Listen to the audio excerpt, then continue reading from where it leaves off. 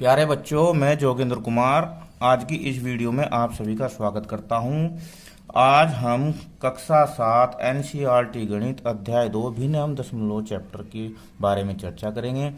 आज हम इस वीडियो में प्रश्नावली 2.5 की प्रश्न संख्या 1 व दशमलव के बारे में चर्चा करेंगे।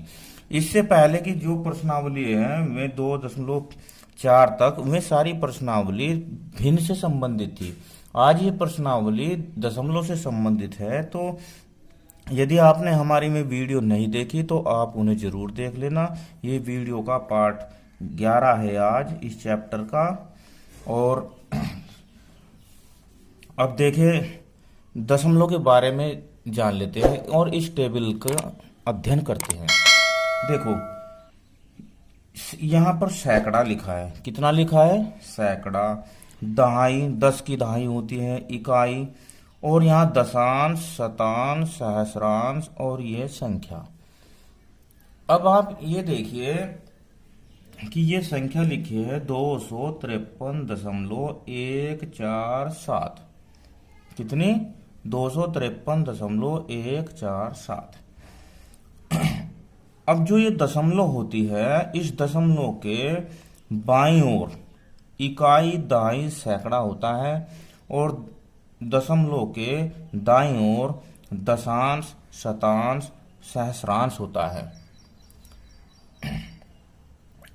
अब देखो, इकाई पे क्या है? 3। इकाई पे क्या है? 3। दहाई पे क्या है? 5 और सैकड़े पे क्या है? 2। तो 253। अब ये 1/दशांश होता है किसी भी संख्या का, इकाई का 10वां हिस्सा, और शतांश होता है 100वां हिस्सा, यानी कि 100 से भाग करके प्राप्त होता है, और सहस्रांश होता है 1000वां हिस्सा। इसे हम ऐसे भी समझ सकते हैं, जैसे मान लो हम संख्या 6 लेते हैं। क्या लेते हैं? संख्या 6। और 6 को हम 10 से भाग करते हैं। कितने से करते हैं? 10 से भाग। तो जब हम 6 को 10 से भाग करेंगे तो हमारा उत्तर 0.6 आएगा। कितना आएगा? 0.6 आएगा। यानी कि दशमलव जो हो एक अंक के से पहले दशमलव लग जाएगी। और अगर हम 6 को 100 से भाग करते हैं तो हमारा उत्तर 0.06 आएगा। कितना आएगा? 0.06 आएगा। तो अब अगर 2 जीरो वाले से भाग किए है तो दशमलव हमारी बाईं ओर 2 अंक के से पहले लग जाएगी। 1, 2, यहाँ पर दशमलव। अगर 6 को हम 1000 से भाग करते हैं तो हमारा उत्तर 0.006 आएगा। कितना आएगा? 0.006 आएगा। यानी कि 1, 2, 3 के से पहले दशमलव लग जाएगी। ऐसा ही यहाँ पर भी है। देखो, 1 था तो 1 दशमलव के बाद पहले नंबर पे आया, 100 से भाग हुई तो दूसरे नंबर पे आया, 1000 से भाग हुई तो तीसरे नंबर पे आया। यानी कि ये दशांश हो गया, ये शतांश हो गया, ये सहस्रांश हो गया। आइए एक संख्या और लेते हैं। 514.251। अब इसमें इकाई के स्थान पे क्या है? 4, तो यहाँ पर 4 लिखते हैं। दहाई के स्थान पे क्या है? 1, तो 1 लिखते हैं। और सैकड़े पे क्या है? 5, तो यहाँ 5। अब दशांश पे क्या है? 2, तो 2। और यहाँ पर शतांश 5 और यहाँ 1। अब अगर मैं इधर से एक संख्या ले लेता हूं, जैसे मान लो यहाँ पर 2 लिख देता हूं मैं, यहाँ पर खाली जगह छोड़ देते हैं। क्या करते हैं? खाली जगह छोड़ देते हैं और यहाँ 6 लिख देते हैं, यहाँ 5, यहाँ पर 1 और यहाँ पर 2। तो अब आप मुझे ये बताइए, और इसके बराबर में जो इसका आंसर है उसे लिख देते हैं 236.512। हमेशा याद रखनी है कि दशमलव के बाद की जो संख्या है वे अकेली अकेली बोली जाती है। जैसे मैंने बोला ना, 0.512। अब आप ये देखिए, इस संख्या को देखकर यहाँ पर खाली स्थान में क्या आएगा। अब देखो, इकाई पे 6 है, दाएं पे कितना है यहाँ पर 3, तो यहाँ कितना आना चाहिए, यहाँ पर आना चाहिए 3। सैकड़े पे 2 है तो 2 है, और ये 5 दशांश पे है, 1 शतांश पे है और 2 सहस्रांश पे है। ठीक है। अब इसके बाद एक संख्या और लेते हैं हम, ये 724.503। अब इसे भी देखते हैं तो 3 आएगा, इधर से देखते हैं सहस्रांश पे, और 0 आएगा शतांश पे, 5 आएगा दशांश पे, इकाई पे आएगा 4, 2 आएगा दहाई पे, 7 आएगा सैकड़े पे।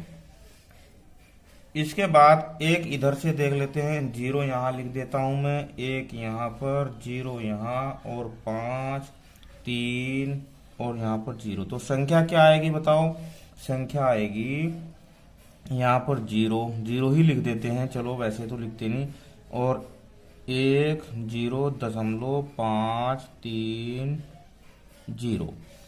तो इस सारणी से ये स्पष्ट हुआ है कि दशमलव से बाईं ओर इकाई, दहाई, सैकड़ा, हजार हमारी संख्याएं होती है, और दाईं ओर होते हैं दशांश, शतांश, सहस्रांश। अब जितना अगर इन दशमलव संख्याओं की तुलना करते हैं, जैसे मान लो अभी हम लिख लेते हैं 8.25, और यहाँ लिख देते हैं 8.52। अब आप मुझे ये बताइए कि इन दोनों संख्याओं में कौन सी संख्या बड़ी है। अगर हम इनकी तुलना करते हैं तो कौन सी संख्या बड़ी है। तो इसके लिए सबसे आसान तरीका यह है कि हम बाईं ओर से चलते हैं। किधर से, बाईं ओर से चलते हैं दाईं ओर को, और संख्याओं की तुलना करना शुरू कर देते हैं। देखो यहाँ पर 8 है, यहाँ पर भी 8 है, दोनों संख्याएं बराबर हैं। यहाँ पर दशमलव है, यहाँ भी दशमलव के बाद यहाँ पर 2 है और यहाँ पर 5 है। तो अब आप मुझे ये बताइए कि 2 बड़ा है या 5 छोटा है, यानी कि 2 बड़ा है या 5 बड़ा है। तो देखो 5 बड़ा है। अगर 5 बड़ा है तो ये संख्या छोटी हो गई और ये संख्या बड़ी हो गई। ऐसे ही तुलना करते हैं। अब आइए प्रश्नावली 2.5 की प्रश्न संख्या 1 देखिए। प्रश्नावली 2.5 का प्रश्न नंबर 1, इसमें इसने कहा है कि कौन बड़ा है, यानी कि इन दो संख्याओं में कौन बड़ा है और कौन छोटा है। देखो जब बड़ा पता लग जाएगा तो छोटा भी लग जाएगा। ठीक है। अब इसने दिया है 0.5 और यहाँ पर 0.05। अब देखो हमने अभी चर्चा की है कि जब हम दशमलव संख्याओं में छोटा बड़ा देखते हैं तो हमें बाईं ओर से चलना है। कहाँ से चलना है, बाईं ओर से। अब मैं ये संख्या लिख ली। लिखने के बाद में देखो यहाँ पर बाईं ओर, दशमलव के बाईं ओर क्या है, 0। यहाँ पर भी 0 है, तो बराबर हो गए। अब इधर दशमलव के बाद यहाँ पर 5 है और यहाँ पर 0 है, तो मैं इन दशमलव के बाद दोनों अंकों को बराबर कर लेता हूँ। यहाँ भी 2 अंक बराबर हो गए, यहाँ भी 2 अंक बराबर हो गए। तो यहाँ पर कितना है 5, यहाँ पर कितना है 0।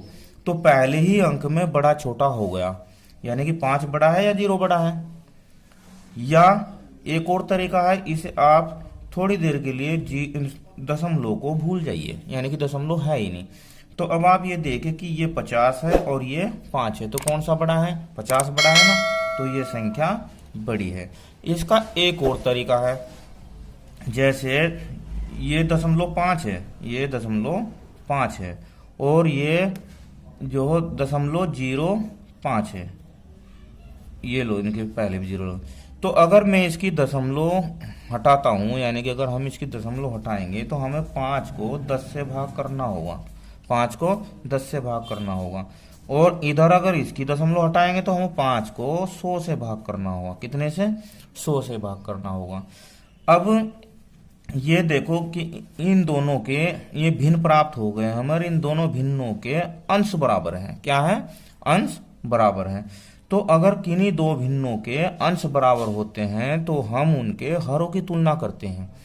अब हर यहाँ पर तो 10 है और यहाँ पर 100 है, तो यानी कि जिसका हर छोटा होगा वो भिन्न बड़ा होगा, तो ये बड़ी होगी।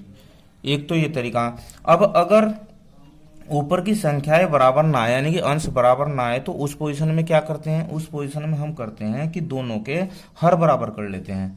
अब हर बराबर करने के लिए इसमें मैं 10 से गुणा कर देता हूं। ये 5/100 है। अब देखो ये तो होगा 5×50 बटे 100 और ये होगा 5/100। अब देखो यहाँ हर बराबर है तो अब अंश की तुलना करेंगे, यानी कि जिसका अंश बड़ा होगा वही बड़ी होगी। तो एक तरीका ये भी है, ये शॉर्ट तरीका है। चलो आइए अब सेकंड को देखते हैं। 0.7 कितना 0.7 और ये 0.5। अब देखो 0 दशमलव से बाईं ओर दोनों साइड 0 है और दशमलव के बाद यहाँ पर 7 है और यहाँ पर 5 है, तो यहाँ पर 7 है यहाँ पर 5 है, कौन बड़ा है बताइए? 7 बड़ा है ना, तो ये बड़ा हो गया। इसके बाद थर्ड में यहाँ पर 7 है, यहाँ पर 7 और यहाँ पर 0.7। अब देखो यहाँ पर दशमलव नहीं है तो हम यहाँ पर दशमलव लगाएंगे और एक 0 लगा देंगे। अब दशमलव के बाईं ओर कितना अंक है? 7। दशमलव के बाईं ओर यहाँ पर कितना अंक है? 0।